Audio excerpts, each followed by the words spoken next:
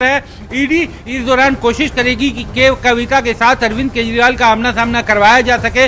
जो सबूत ईडी के पास है उनको कोरैबोरेट करने की कोशिश करेगी। अब से कुछ देर बाद कोर्ट का एक डिटेल जजमेंट भी आएगा जिसमें कोर्ट ये कारण बताएगा कि क्यों ईडी की कस्टडी में भेजा गया है अरविंद केजरीवाल को। लेकिन ये बड़ी खबर इस समय न्यूज 18 इंडिया पर हम दे रहे हैं कि 7 दिनों की कस्टडी। ये देखिए सबीना की दिन में दोपहर में 2 बजे ये सुनवाई शुरू हुई थी। 2 बजे से लेकर 5:15 बजे तक सुनवाई चली थी। करीब 3.25 घंटे इस मामले की सुनवाई चली थी।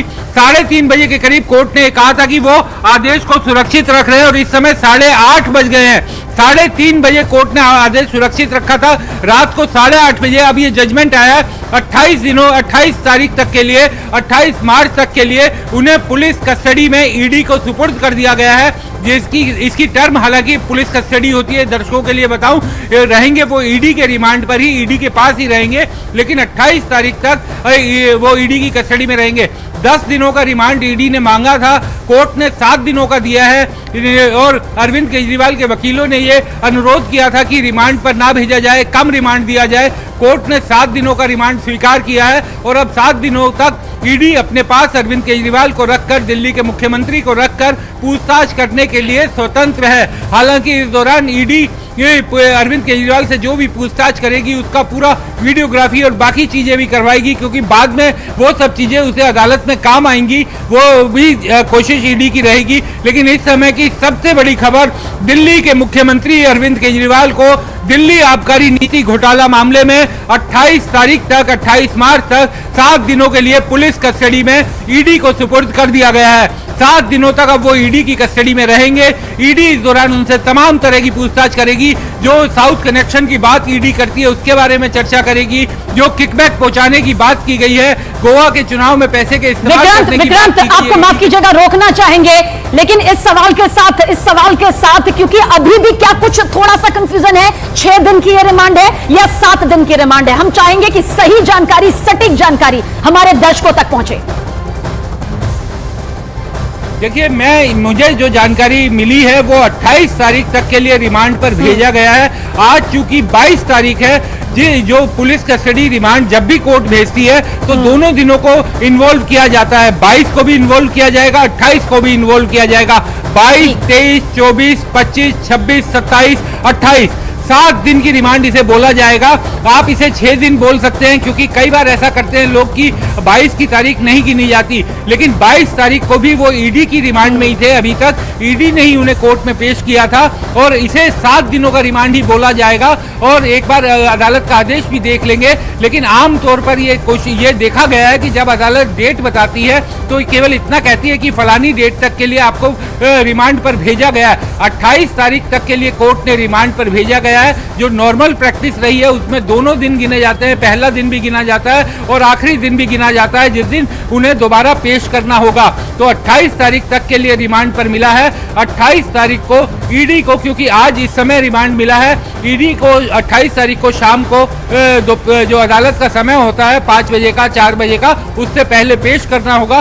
तब तक के लिए वो ईडी की कस्टडी में रहेंगे।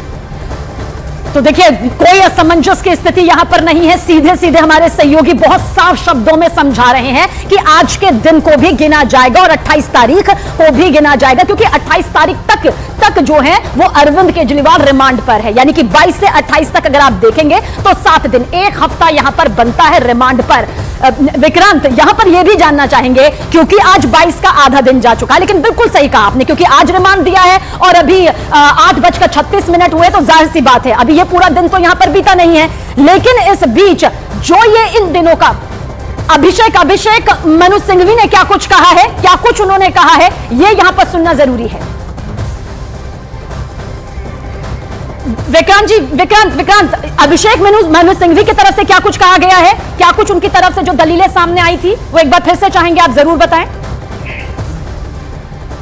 देखिए, अभिषेक मनु सिंघवी और विक्रम चौधरी और रमेश गुप्ता, 3 वकीलों ने कोशिश की थी कि अरविंद केजरीवाल के रिमांड को कम से कम करवाया जाए। हालांकि अरविंद केजरीवाल के लिए सबसे पहले अभिषेक मनु सिंघवी ने ही दलील लिखी थी और वो बहुत बड़ी पिच पर ले गए थे। उन्होंने इसे पूरी तरीके से पॉलिटिकल मुद्दा बताया था और ये कहा था कि एक सिटिंग चीफ मिनिस्टर को इस तरीके से गिरफ्तार किया गया है। एक तरह से उन्होंने पॉलिटिकल केस बनाने की कोशिश की थी और इसे पॉलिटिकल रंजिश दिखाने की भी कोशिश की थी। उनका ये कहना था कि रिमांड इस मामले में नहीं देना चाहिए कोर्ट को और केवल जांच एजेंसी के कहने पर रिमांड नहीं मिलना चाहिए, कोर्ट को फैक्ट्स देखने चाहिए। दूसरी बात उन्होंने ये कही थी कि इस मामले में कई ऐसे लोगों के बयानों का आधार बनाया गया है जो सरकारी गवाह बन गए हैं, जो अप्रूवर टर्न्ड हो गए हैं और अप्रूवर कैसे वो टर्न हुए उसके बारे में भी उन्होंने कई तरह के आरोप और दावे किए। उन्होंने कहा कि अप्रूवर जैसे ही वो अरविंद केजरीवाल के खिलाफ उन्होंने अपना बयान लिखवाया, उसके बाद उन्हें जमानत मिल गई, वो छूट गए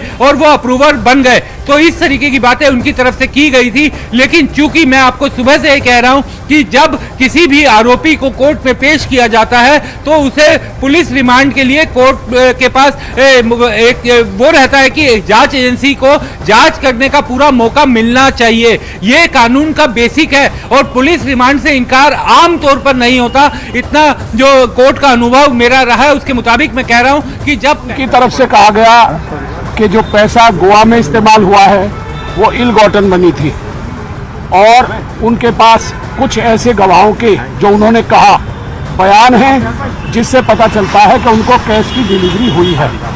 परंतु हमारी तरफ से जो वकील साहिबान थे उन्होंने कहा कि इसमें कहीं भी अरविंद केजरीवाल जी का ना पहले कभी नाम था ना आज के दिन का नाम है और जिन गवाहों के बयान ईडी ने रिकॉर्ड किए हैं उनमें भी उनका नाम कहीं नहीं है। ऐसे में उनकी कस्टोडियल इंटरोगेशन बनती नहीं है और हमने उसको अपोज किया था। पर अब 6 दिन का चूंकि रिमांड हो गया है, जज साहब ने कर दिया है, इसलिए अब वो 28 तारीख को यहाँ पेश होंगे।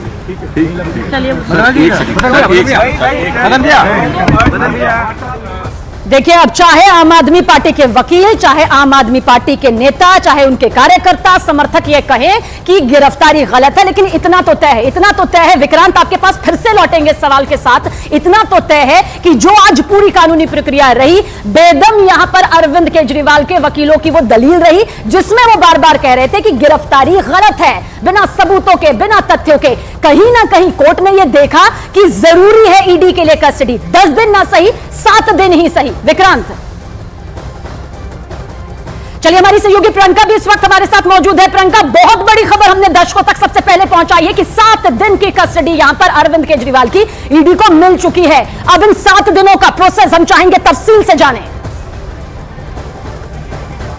देखिए, मैं पहले तो आपको ये क्लियर करूं कि अभी उनकी पार्टी के जो लॉयर थे, जो सोमनाथ भारती यहाँ पर देख रहे हैं। सर, क्या फैसला रहा, अगर आप बता पाएंगे? काफी दलीलें आप लोगों की तरफ से भी दी गई थी। देखिए, जो हम सबको लग रहा था, जज साहब को भी ईडी के जो उन्होंने एक तरह से जिरा करने का प्रयत्न और किया। प्रियंका लौटेंगे आपके पास, लेकिन ये सीधी न्यूज़ 18 इंडिया एक्सक्लूसिव तस्वीर इस वक्त आपको दिखा रहे हैं। 7 दिन की ये रिमांड मिली है, 28 मार्च तक ये रिमांड मिली है और ये तस्वीर, जो एक्सक्लूसिव तस्वीर इस वक्त आप देख रहे हैं, अब जो पूरा प्रोसेस यहाँ पर चलेगा, जो पूरा प्रोसेस इन 7 दिनों में नजर आएगा, वो बारीक से बारीक उन सवालों के साथ उभर कर आएगा, जिसमें मुलाकात भी होगी, आमने सामने बैठाया भी जाएगा। सवालों की फहरिस्त यहाँ पर ईडी के पास पहले से ही है। ऐसे में ये तस्वीर देखिए, हलचल तो है क्योंकि देश की राजधानी दिल्ली इस वक्त देश की निगाहों के सामने है और साथ ही साथ ये तस्वीर जो इस वक्त आप देख रहे हैं, देखिए तस्वीर देख लीजिए। अरविंद केजरीवाल, दिल्ली के मुख्यमंत्री अरविंद केजरीवाल को आप देख रहे थे। 7 दिन की रिमांड यहां पर मिल चुकी है, यानी आज 22 तारीख है और 22 तारीख के बाद 28 तारीख तक यानी 28 मार्च तक यहां पर अब अरविंद केजरीवाल को ईडी के तमाम सवालों का जवाब यहां पर देना होगा। हमारी सहयोगी प्रियंका हमारे साथ बनी हुई है। प्रियंका, एक बार फिर से आपकी तरफ रुख करेंगे, क्या कुछ इस वक्त ताजा अपडेट तस्वीरों के साथ? देखिए, मैं जैसे कि आपको बता रही थी कि जो तमाम आम आदमी पार्टी के वो विधायक, जो वकील भी हैं, उनकी भी यहाँ पर मौजूदगी थी। मैंने बात की सोमनाथ भारती से, जो फिलहाल नई दिल्ली से इनके प्रत्याशी भी हैं लोकसभा के। उन्होंने बताया कि ईडी ने 10 दिन की जो जिरह की थी और वहां पर कोर्ट ने केवल 6 दिन की जो कस्टडी दी है, वो बताती है कि दम ज्यादा नहीं है, लेकिन इसके बाद आज भारतीय जनता पार्टी ईडी के पीछे छिपकर चुनाव लड़ने की कोशिश कर रही है। इसका एक उदाहरण हमने मात्र 1 घंटे पहले देखा कि भारतीय जनता पार्टी का मीडिया सेल ईडी द्वारा जमा की गई रिमांड एप्लीकेशन को सारे मीडिया चैनल्स को भेजता है, जैसे कि ED enforcement directorate Bharatiya Janata party का कोई संगठन का हिस्सा है जो भारतीय जनता पार्टी उनकी प्रेस रिलीज इशू कर रहा है। आज यह बिल्कुल साफ है कि ईडी पिछले 2 साल की इन्वेस्टिगेशन के बाद 1 रुपए का भी प्रोसीड्स ऑफ क्राइम नहीं ढूंढ पाई है। 2 साल की इन्वेस्टिगेशन, 500 से ज्यादा अफसर, हजारों रेड्स, लेकिन आम आदमी पार्टी के किसी भी नेता के पास, किसी भी मंत्री के पास 1 रुपए भी प्रोसीड्स ऑफ क्राइम नहीं मिले हैं। फिर भी आम आदमी पार्टी के नंबर 1 नेता, नंबर 2 नेता, नंबर 3 नेता, नंबर 4 नेता सबको गिरफ्तार करके जेल में डाल दिया है। जो ईडी का सारा केस है वो कैसे बना है?